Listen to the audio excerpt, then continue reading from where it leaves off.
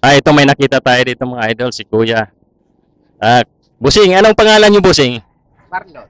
Marlon. Marlon. Taga rito po kayo. Anong lugar po ito? San Nicolas. Balintawak. San Nicolas, Balintawak. Ngayon, Busing, meron lang tayong palaro. Ayan, ihawak mo na yung bote. Ihahagis mo lang siya ng 2 timplaang.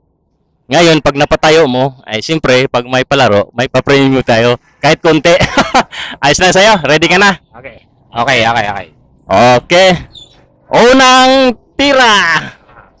Yeah. Op. Ang galing mo, Kuya. Okay. Ang galing ni Kuya.